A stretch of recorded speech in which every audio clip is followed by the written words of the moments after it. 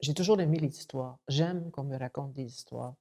Puis malheureusement, mes parents, je connais rien de mes parents, je connais rien de mes grands-parents.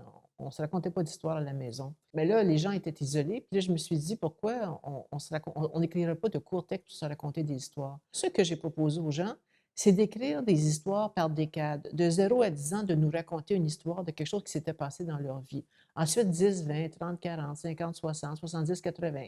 Puis il y en a un qui a plus que 80, fait que lui, il s'est rendu de 80 à 80 quelques. Même si on était en isolement, on avait quand même ce contact et cette sensibilité ou cette empathie envers les gens qu'on connaît depuis belle lurette. Puis ce que ça nous a permis aussi, c'est que ça nous a permis de les découvrir, ces gens-là. Ils ont révélé, ils ont partagé, ça a été d'une telle générosité, c'est incroyable. J'ai reparti ça à l'automne, mais d'une façon différente. Au lieu de demander des récits de vie, j'ai envoyé aux gens des citations d'auteurs qui avaient, vraiment réfléchi à ce que c'était la mémoire, le souvenir, l'écriture jumelée avec le souvenir de sa propre vie. Alors ça suivait quand même, l'esprit des récits de vie, mais ça orientait un petit peu différemment et les gens ont bien réagi à ça aussi. Ils ont commencé à envoyer des textes, mais qui étaient moins liés à des périodes,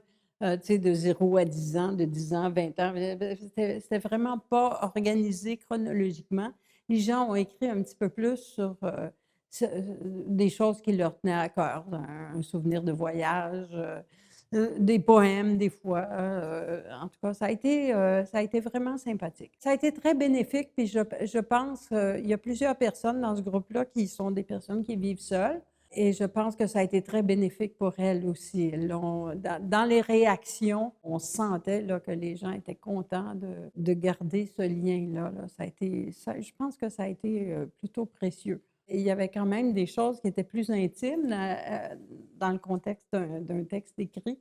Alors, ça permet puis d'accepter de révéler quelque chose de nous-mêmes aussi, qui est plus personnel, de révéler ça à un groupe, ben ça crée forcément des liens, là, des liens nouveaux.